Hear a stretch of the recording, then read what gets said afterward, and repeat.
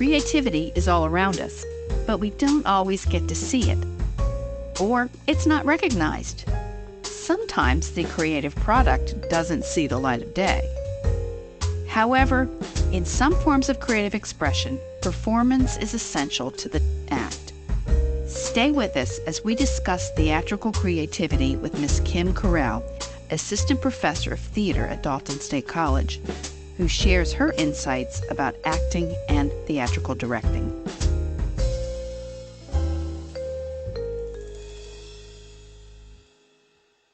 Welcome to Dialogues with Creators, a podcast that delves into the lives and thoughts of people in our region who are using their creativity in diverse ways. Creativity means creation, and sometimes that creation involves interpretation and performance. That's why today we are talking with Ms. Kim Correll. Kim is a hometown girl, she's from Ringgold, who tried her hand at the big time in Los Angeles after earning her Master of Fine Arts in Theater from the University of North Carolina in Greensboro. Kim, welcome to the podcast. Thank you, Barbara. I love being here. I love to talk about theater and creativity. And you have a lot to say. I'm going to start with probably a question that underlies all of this, and this is getting a little off topic right at the beginning, but last week, our president, Dr. Venable, gave her last lecture, and it's because she's retiring, and she spoke about finding your passion and your purpose. And you have a very strong passion and purpose about theater and working with young people in the theater. So where did you find that? What was the beginning of that experience and passion and purpose? Well, I think from a very early age, I always knew that I wanted to be a performer. I was always, singing. I grew up in church. I was singing in choir. I took piano lessons. I was in plays in, elementary school and high school. So I just always had this drive and this passion that I wanted to be creative through the arts in that way. And so that's kind of how it all got started. And then the ball just went rolling from there. In high school, were you in theater? Yes, I did a couple of shows in high school and kind of got my feet wet there, and then decided, you know what, I think I want to do this for a living. And that's when I went to college and started my path, majoring in drama at Jacksonville State University in Alabama, and then getting my master's, as you said, at UNC Greensboro. Okay. So then you went out to California, and what happened there? Well, I had some pit stops before I went to California. Right after graduate school, I did a lot of theater in North Carolina, and then I moved out to Chicago. Actually, it was a marriage, a first marriage that unfortunately ended, and so I didn't live in Chicago, but for about a year, and then I returned back to the South, and I lived in Birmingham for quite a few years and did a lot of theater there. Then I moved to California and went out to Los Angeles, and I knew one person when I moved out there. Oh, wow. But I loved it. I spent 10 years there. I did a lot of theater. I took acting classes because I feel it's important that you continue your training. Don't just stop once you graduate from college. I think acting is a constant learning process. So it was important for me to continue that. I met a lot of wonderful friends. I, did a few things that I'll talk about in a second. I also started my teaching career out there. I was a substitute teacher for the Burbank School District. I taught ESL to adults through the Burbank Adult School, and I got my first college teaching job there at DeVry University, where I started teaching speech. And I was also a makeup artist for Lancôme Cosmetics, so I did lots of things while I lived out there. Wow, but that's experience, and that's great because you bring that both to the stage and to the classroom. And it really did. Do you talk about all this experience much with your students? I do, because they're always wondering, how did you do this, Miss Kim? Because they call me Miss Kim. Or how did you, what did you do in California? Or how did you what kind of roles have you played? So I feel like any endeavor that I've gone into has just magnified my creativity and my passion for theater and for helping my students become aware of it as well. Great. So, looking back on that period of your life, and I was just thinking that the students are probably like, "Oh, wow, California." They're some of our students haven't been very far in the world, and so California probably sounds like the moon to them. Well, it used to be that way to me until I went there. Okay, I've Oh, been it's there. beautiful. It's It beautiful is there. And from here, we're on the opposite side of the country, so it's very far. right. And for me, it's so funny because growing up, I was always a homebody, and I would get homesick sometimes when I go spend the night with my girlfriends when I was little. And I don't think anybody expected that Kim would move that far away from home, but I did. And like I said, I knew one person. And then by the time I moved away 10 years later, I had just a host of friends and memories and that I will always cherish. I moved out there in the mid 90s. So, it was a different time period out there then, obviously. And I don't regret moving out there. I learned a great deal about myself, about my craft. But I have to say that as an actor, if you want to pursue film and TV, you need to start young because it is a very youth-based industry. Not to say that, people with age can't accomplish things if they've usually done a lot prior to that. So I moved out there when I was 30, almost 30. Probably not the best time to go out there. Oh, wow. That's interesting. So, why do you think it's so youth-based? It is. It's such a market of what you look like and how you appear. I tell my students all the time, if you go into a film audition, expect to find 50 other people who look just like you in the room. And you have to find something that you can bring to the table that's very unique and different from all of those other people because they are looking for a type.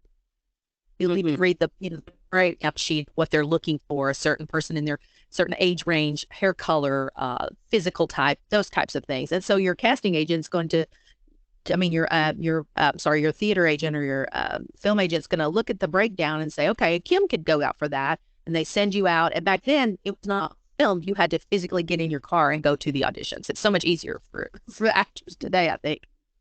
Right. Well, and so much of that has moved to Atlanta now, and Yes.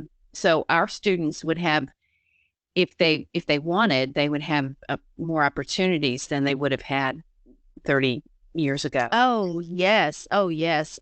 When I first moved back here, I actually went to Atlanta and got an agent because I thought I was going to pursue this. But again, you had to drive down there still at that point, which would have been in 2003. And I had to get a full-time job and it just wasn't accessible. So I toy with the idea of pursuing getting an agent now at a new age in my life. And maybe the market isn't as saturated with women my age now. So I don't know. I still throw that ball up in the air sometimes. Mhm. So, looking back on that period, what were the big artistic or performance highlights and from that time for you? I actually appeared on an episode of General Hospital, the soap opera. A lot of people may be familiar with that, which was kind of surreal because I had watched that soap opera my whole life. And so going to the studio that day was very bizarre to me. Of course, I was just an airline stewardess. I had a few lines, but I wasn't what they call a day player, so I was able to have a dressing room and all. And so that was kind of a highlight. I did a wonderful regional play with some. Well, at the time, but now some of them are well-known actors. But my brother in the play was John Cryer. I don't know if you're familiar with that actor. Yeah. He's at 2.5 Men and Pretty in Pink and that kind of thing. He played my brother. So that was an interesting process of rehearsals with this cast who had done this particular play here, and they were revamping it in LA. And I was brought in and auditioned to be double cast with another girl who was surging in her film career. So they needed someone to take half the performances. So I came in and booked it. So I was pretty happy about that. That was a very interesting process working with an already established cast. Can we find any It's of very nice. find any of your clips on YouTube? You never know.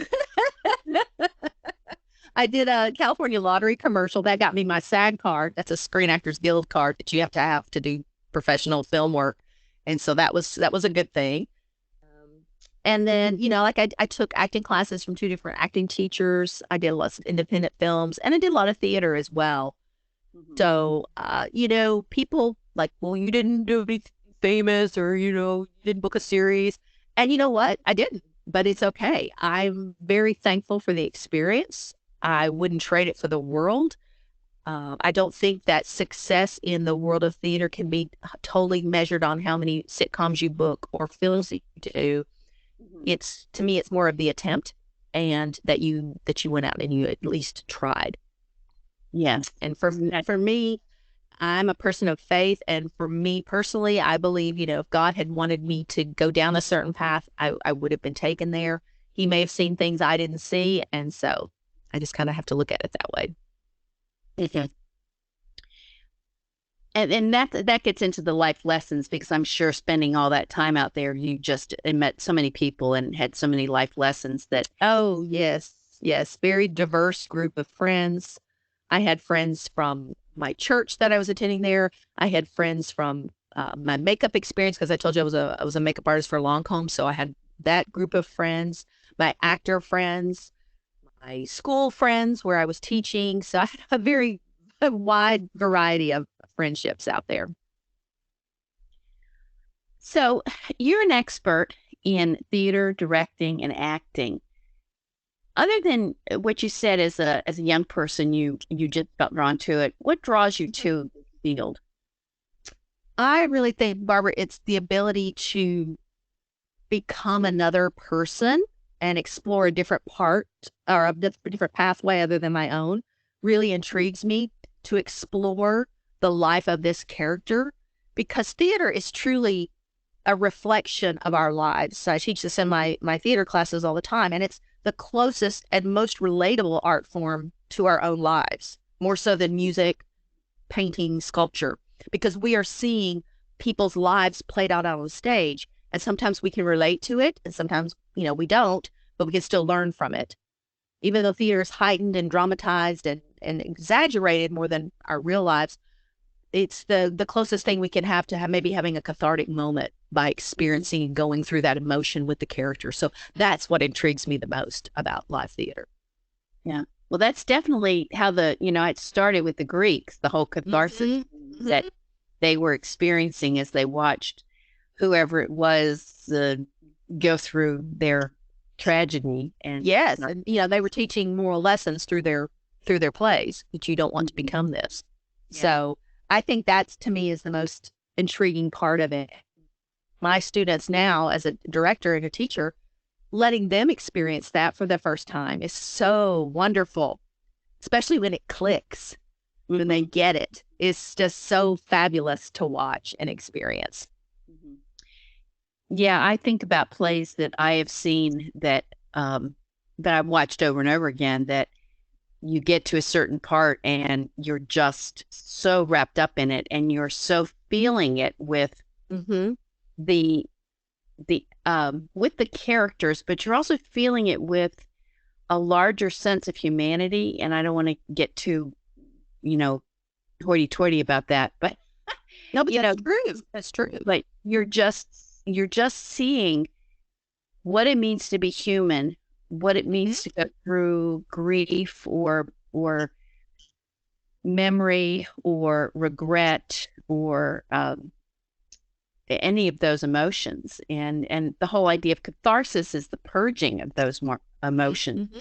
So maybe you haven't dealt with the divorce of your parents or a breakup of some sort, and then you see a play and they're going through the exact same thing, and you have that breakthrough, that cathartic moment, and it's kind of healing for you, and you can move on. And also this experience with an audience. You're sitting in a room full of other people. It's live, it's present, it's happening in the moment. And you're sharing this with these virtual strangers, but you're all, there together, enjoying this moment and experiencing it at the same time, which is also, I think, wonderful too.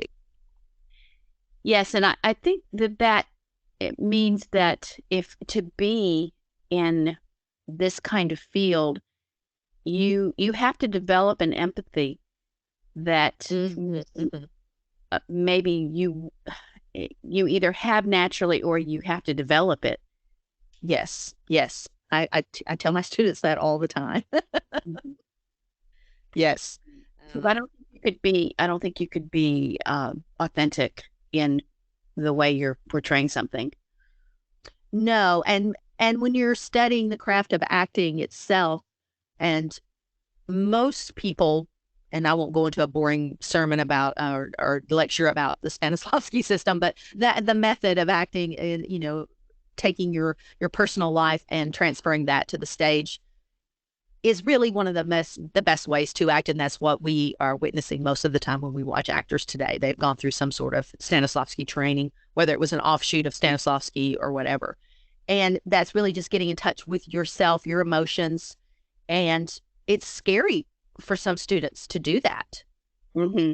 Hmm. because they've never really tapped into those emotions or their physicality, how you walk and talk at the same time. It's like they forget how to do that. When you give them dialogue, it's like, okay, what do I do with my hands now? Or what do I do? How do I walk and say this line at the same time? Hmm. So that being the case, you know, give me a pitch for why everybody should take an acting class. Oh, that's a good one. I think ultimately, whether you ever get on the stage and do a show, it gives you this wonderful self confidence because you are having to think about how you speak, how you sound, your physicality, your communication, whether it's nonverbal or verbal.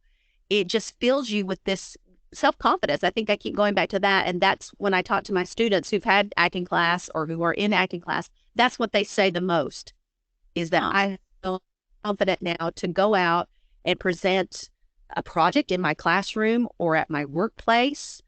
I just feel like I can do this now and I'm not timid.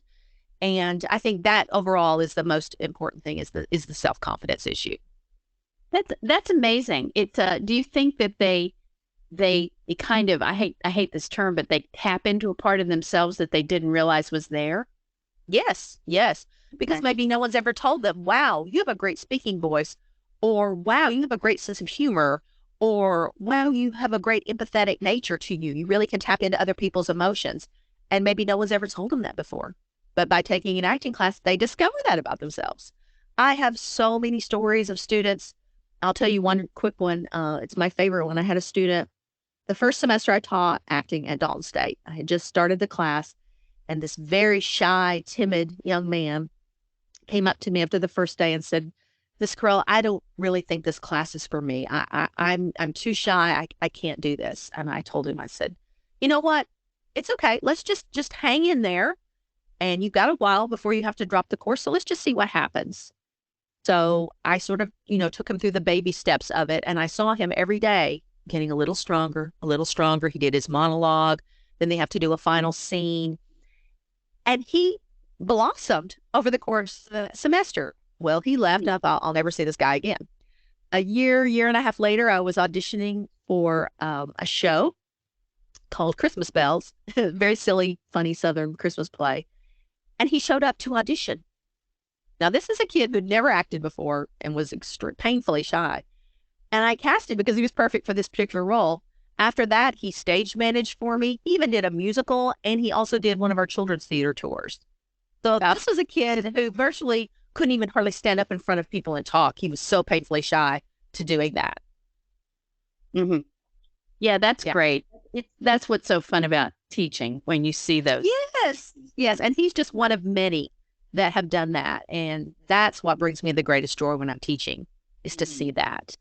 And that's why I feel so strongly that the arts should never go away in schools, Mhm. in life in general, obviously, but especially in the school system, because there's a place for everyone in school, but everyone has different talents, different creative abilities. And theater is hugely profound in that. And it should never be taken away because some kids, that's where they find their place is with the theater group. Yes, you and I have talked a lot about what are called high impact practices in higher education, and I there's a list of them, and I always just say this list is incomplete because the performing arts aren't on here, and I can't think of anything more high impact. It meets all the requirements of it. Yeah. uh, of theater or musical involvement as well. But because there's certain 8 qualities that a high impact practice in education is supposed to have, and theater has all of them. And I don't know why it's not on the list. I think it's because the people who made the list probably have never done theater. And that is so true, Barbara. I know you had ahead of time had asked me that question about what I feel like people don't know who are not into theater, what they need to know about theater. And I really think it boils down to the process. They do not understand the amount of time that it takes and also the vulnerability that it requires from people. Because like you said, you go to see a piece of theater, somebody's crying, they're, pretending that they're dying or they've lost a loved one or they're happy, whatever the scenario may be.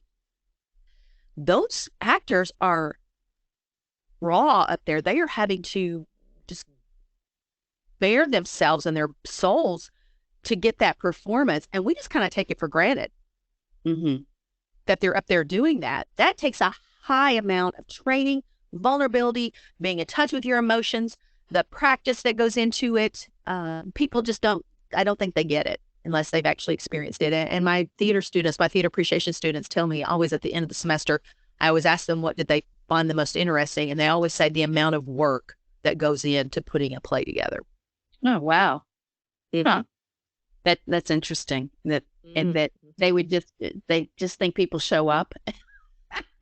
Yeah. I mean, I think people go, well, you could just, now professional actors, when I was professionally acting in theaters and stuff, we would rehearse for a week or two and put on a show because you had professional and you were working all day and that type of thing. Here at Dalton State, I start at the beginning of the semester, and then our plays happen towards the end of the semester, and we rehearse a minimum of 3 nights a week for that 16-week period.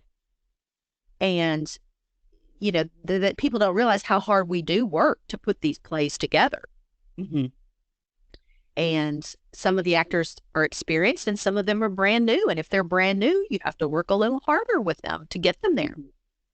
Right. Even memorizing lines, the more you do it, the better you get at it. But starting, I don't know about you, but I have this recurring dream where I'm in a play where I'm supposed to be in a play. I don't have a clue what my lines are because I have been in plays and where I've had to memorize, half the book. And and you just I don't know that I could do that now. I'm out of practice. I have. That's funny because for years, I mean, I had no trouble memorizing. I would, give me a big thing. I did a one-woman show in grad school on Emily Dickinson. It was just me for 2 hours. So it was dialogue, 35 poems, everything, And so I guess it was a few years ago, we did Still Magnolias at Dalton State. I wanted to direct that beautiful show. I had done it years ago. I played the role of Annelle. I thought this would be a wonderful venue for our girls. And our costume designer, Lori Raper, suggested that I be in it this time. I'm like, oh, no. She said, no, you need to play Malin. And then I debated and I thought, this would be a great experience to work with the girls that I had directed, for some time now and get myself back on the stage again. But I tell you, my biggest fear was memorizing lines. Because as you get older, it is a little more difficult. Yeah. And I have to say, I was the first one off book, so I was very proud of myself. Yes. That doesn't surprise me, though. So it was an added pressure, I'm their professor on stage with them. So I'm like, I've got to make sure that I do it correctly. Well, it's sort of like, yesterday I had some students talking to some potential students about the film, their film major. And, they were emphasizing so much the teamwork and how much work goes into a film. And I don't think like that as well, film and theater, they cross in certain areas, obviously, but they're very different mediums. Yeah. And I think a lot of non-theater people don't get that. because one of my biggest pet peeves is that of theater etiquette, the audience etiquette, when they come see a live play. I think some of them feel like they're watching a movie, that they can talk or eat or do things, say things out loud. The actors can hear you. We're not deaf. We can hear you up there. And so it's very distracting. And in a film, it's all, it's the close up. It's very subtle. It's all the subtlety. In theater, you have to project these same emotions to the back of a house that could be seating 1,000 people in there. Mm-hmm. So it's a very fine line of this enlargement, this universal quality of theater is this enlargement of playing this poignant moment, real and present and truthful to the front row as well as to the back row. And, right. And there's no cut either. You're on, and anything can happen. Yeah. I often am surprised when I hear that a film actor is actually doing a play, because to me, then they become a real actor. I know that's probably bad to say that, but I personally think theater trained actors, have a little bit maybe of a step up to, and then if they can transfer that to film, it's because, like I say, it's very hard because we're used to being a little bit more exaggerated and heightened on stage. And when you get a camera in front of your face, you can barely move your face at all because you'll see the emotion so clearly.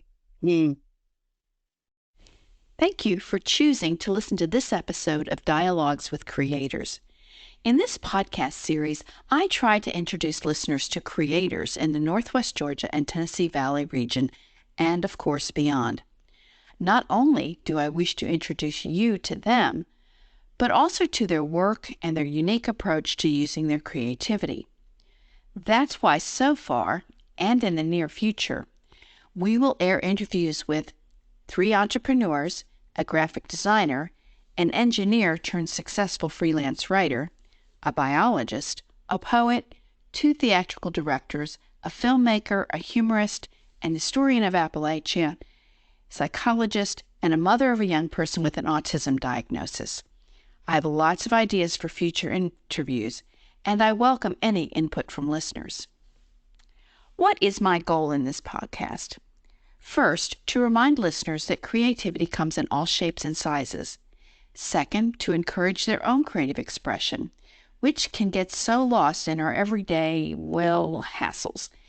Third, to publicize what these creative folks are doing, to go see their plays or films, to read their books, to patronize their work. And fourth, it gives me a chance to talk to these fascinating folks in a formal setting and have a recording of it. As you probably know, there is an expense with this endeavor. I pay the producer for her excellent work in sound design, and I pay Spotify for the airtime, as we used to say. In this case, for their hosting the site on their server so you can find it on any number of podcast platforms. All this to say, I have 3 requests if you like what we are doing. Leave a review is the first.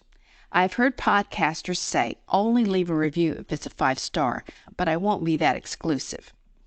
Do be helpful and constructive, though. Second, contact me through my website if you have ideas for future interviews. My website is easy, barbaragrahamtucker.com. I had to make it long to distinguish it from all the other Barbara Tuckers. Third, if you would like to advertise your small business or nonprofit, that would be super and a step towards making this a community effort. Advertising rates would be very reasonable, and you would have control of the ad. I don't want to go to a crowdfunding route right now with this.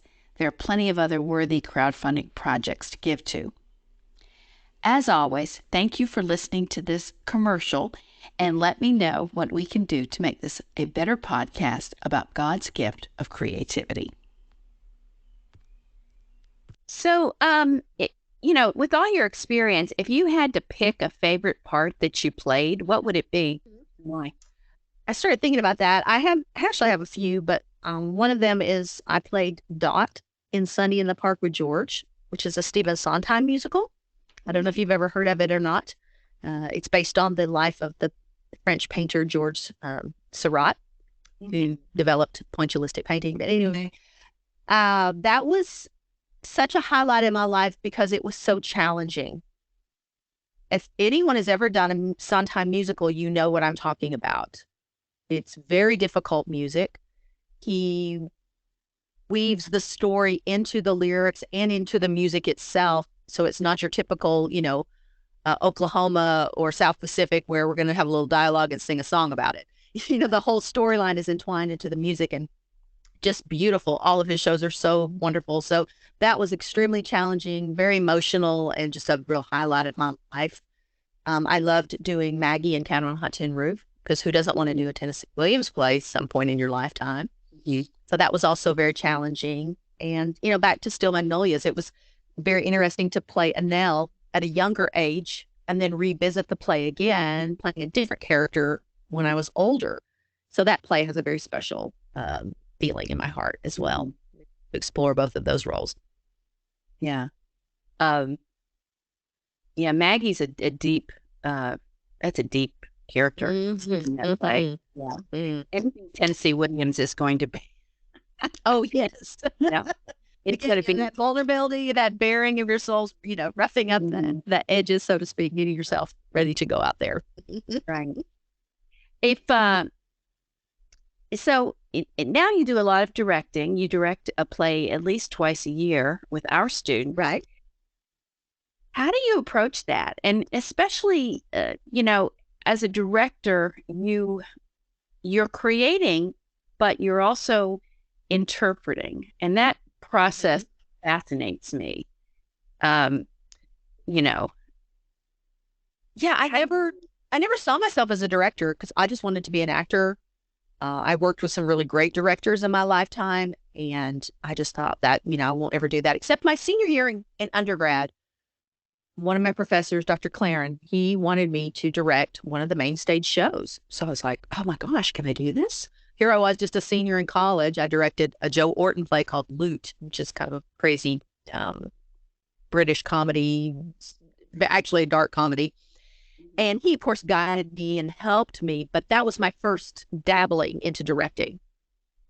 And, and my kids will tell you, I'm a very much control freak. So I like that aspect of it, because you are in control of everything when you're a director. People don't realize that either in the theater, that the director is the core person until the show opens. They, everything runs through the director. And so when I approach a show now, first of all, I consider my audience. And at Dalton State, of course, we've built up an audience over the years, which is great. And I know they expect a certain type of play. So I always consider them. But I also have to read a play, and it has to speak to me in some way. I know that sounds very ethereal and weird, but is it a story that I want to spend 4 or 5 months of my life with? Do I want to see this played out over and over and over again? Will it be beneficial to me as well as to the public? Will it be beneficial to the students? What can the students learn from this?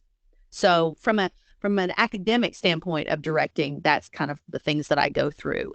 And then, sometimes you can, I'm kind of jumping in, I think, to your next point about limitations when it comes to directing, but I always stress to my students that we must stay true to the playwright, because ultimately it's their story that we are creating or recreating for the public. And so we don't paraphrase, we don't change the dialogue. They wrote it for a particular reason. Because a lot of times they'll want to change things, or I'm like, no. We must be true to the playwright. And you, being a playwright, you understand that, obviously. And why would I say written? Exactly. And so, and that brings up another point. Most playwrights you don't get the opportunity to work with. I had the wonderful blessing of doing your show a couple of years ago, the Full Art River Tanning Salon and Bake Shop. And it was great having you around. Well, director.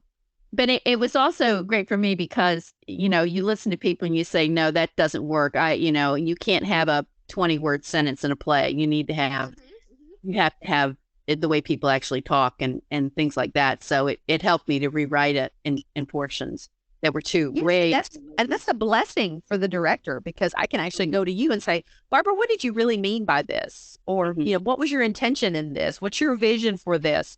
Or Barbara, I don't know that this is actually working, this scenario. What do you think we can do? And you were great about saying, okay, well, maybe we can change this line or add this joke or that type of thing. So that was a wonderful experience. But most times directors don't have the opportunity to work with the playwright. Do So you you kind of take what's on the page and go with it. do you do some research to find Yes. out? Oh, especially if it's a period piece outside of our modern time.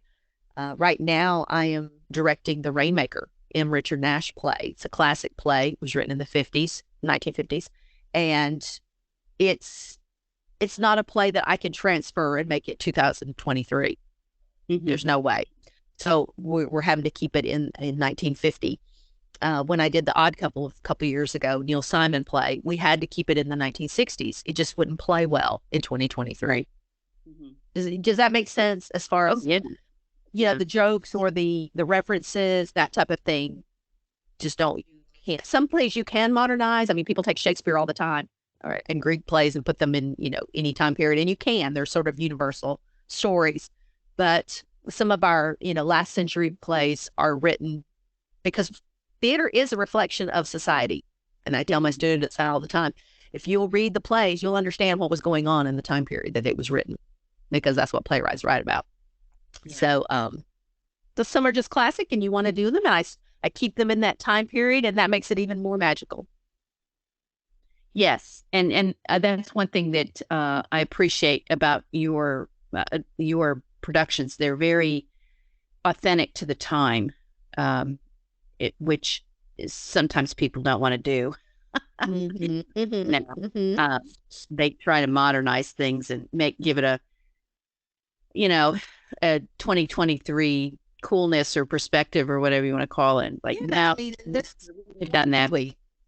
Yeah. I mean, some things are classic and they're meant to be enjoyed. I mean, how many old movies do you still love to watch? Yeah, it takes back to a certain time period or a memory in your life, or just a different time in general. So, I mean, there's plenty of new and upcoming plays and new playwrights that are wonderful, that are writing about issues that are going on right now. Sometimes the real world is just too much, and you're like, why do I want to put this on stage right now? Right. Well, and you do have to think about your audience and what you're doing in educational theater. You're not doing avant-garde, exactly, cutting edge, off-Broadway stuff, And sometimes we just want to come to the theater to escape all the trials and tribulations of our everyday lives and what's going on in the world, and you get swept away. That's why we watch movies. That's why we tune out in front of the television. It's the same principle. It's all the same. Yeah, I was thinking of like Casablanca, that movie. Can you imagine it today? Yeah, exactly. Yeah. And that's another point. Everybody wants to, like, we're doing The Rainmaker, as I mentioned, and it can be misinterpreted in a lot of ways, because the time period, it's basically about a girl who is living on a ranch with her two brothers and father. There's the beginnings of a horrible drought happening in Texas. And she's not married. She's considered a spinster at 27. And her brothers and her dad are trying to marry her off because that's what women did and should do. And then this flamboyant man comes onto the scene named Starbuck, who claims he can bring rain in 24 hours. And she's sort of caught up and swept away with him and his vitality and charisma. And she discovers a part of herself that she had never discovered before. He helps to bring that out in her. And it actually, all the characters in the play have a transformation. That's truly the theme of the play, is an overall feeling of transformation. And but my lead girl, she's like, I don't understand this. Why does she feel like she has to get married? Why does she do this? And so she's looking at it with the 2023 mindset than a 1951. So she's working on it. She's doing some lovely interpretation. I can't wait for the public to see it, because these kids have really had to do some serious acting to bring these characters to life. So it's been very fun and very fulfilling, helping them and watching them grow. Do you have them interview people who might be like, if she had a grandmother who was more of that? Oh yeah, I always encourage their backstory.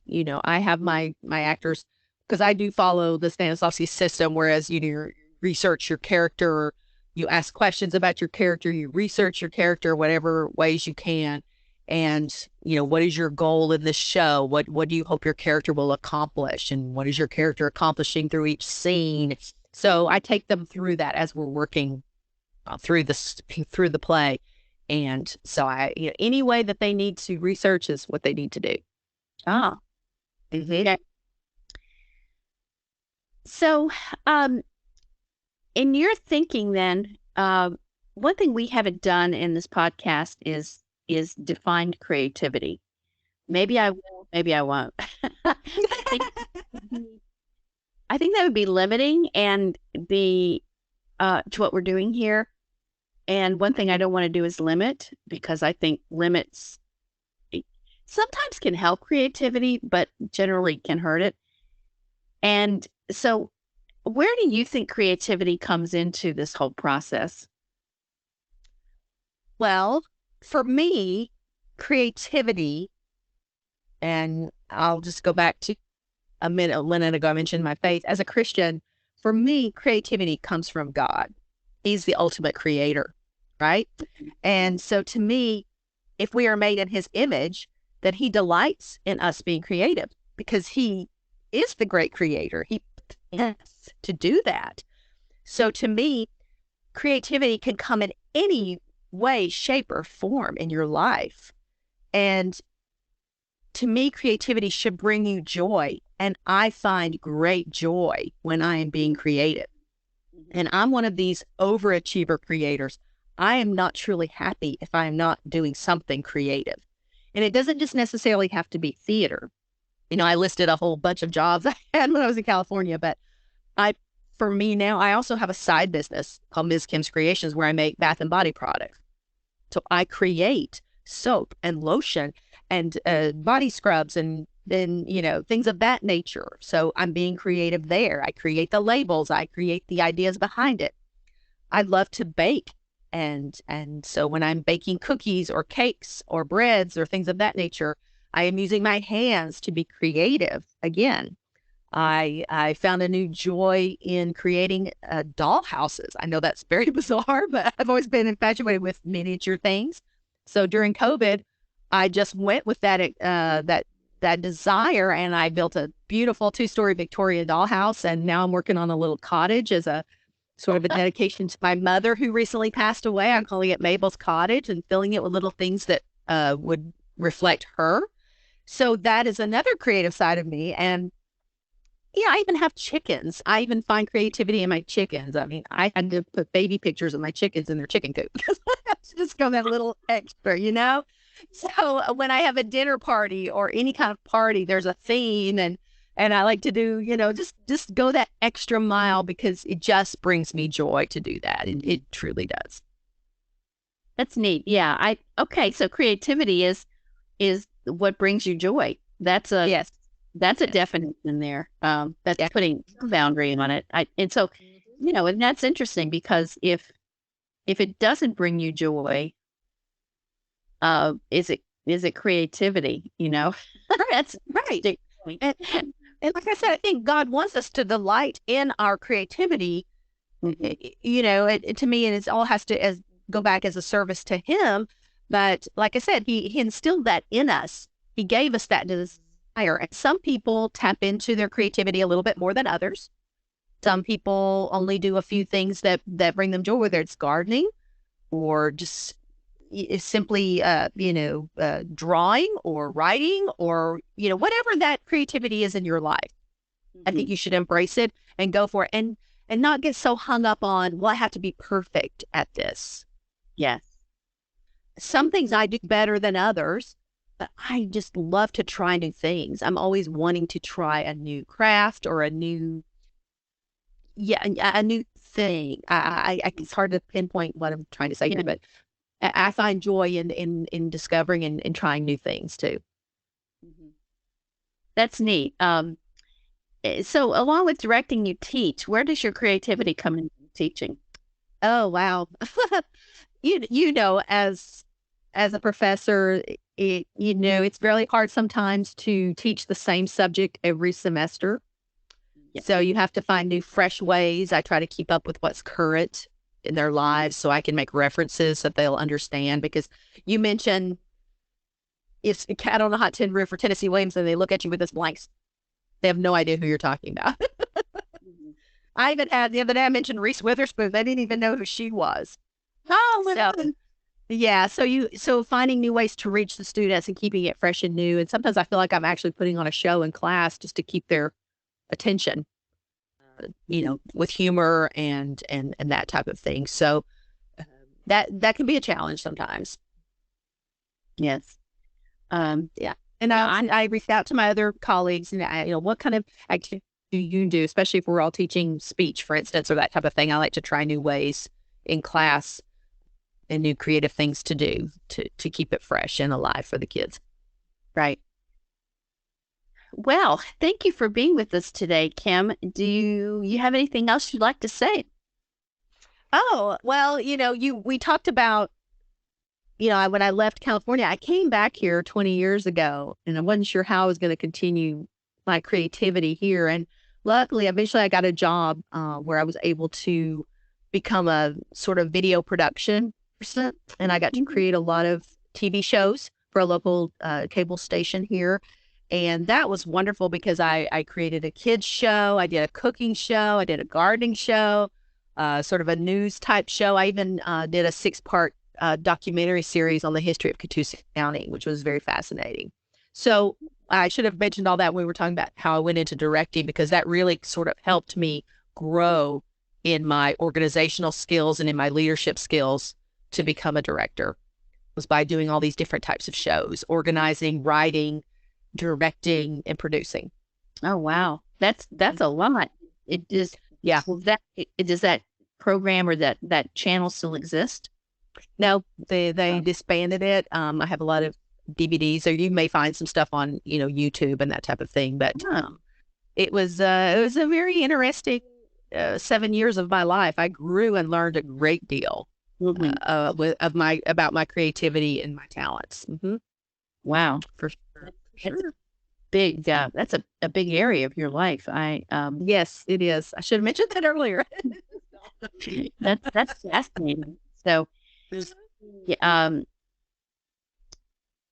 so I just love lots of things. Let's just put it that way. I dabble in a lot of things. Theater is my first love, obviously, but I do love to enjoy all of these other creative things. And I encourage everyone, if there's just something that you are fascinated about or you're just interested in, just go try it. Just go do it. You don't have to be perfect at it. Find out what brings you joy and then go for it. And that's very much like the whole mindset thing that we talk about with the students. We kind of put it in like, don't be afraid of math or don't be afraid of public speaking. But it's true about everything. You have to take some risks that are, not like you're going to fail and it's going to be some horrible thing, but you can try some new things. And I think that's what college should, allow you to do. Try some new things. Oh, I agree. Yes. But take some risks and find out that you have a talent or a skill or a passion somewhere that you didn't know you had. So yeah, because like I said, some of these kids that never had acted before have actually gone on to do theater that never in a million years thought that they would. Right. Or like I said, or just gave them confidence. I have a girl right now in my acting class who's a business major. And she's like, she goes, I can't believe how much this class is helping me for my major. So I don't think people realize how important acting and theater is for different occupations. Mm-hmm. Right. Not just as a comm major, English majors, education majors, business majors. I mean, I would even say in some of the sciences, nursing. Think about how much contact you have with people as a nurse, and learning to be more empathetic and the emotions. I mean, you have to be present and there for these patients that are going through sometimes horrific things or their family members. And if you can tap into that empathetic nature, that's going to help you so much, I believe, as a nurse and make you a very good nurse. Right. So that's just my 2 cents worth. No, it's more than that.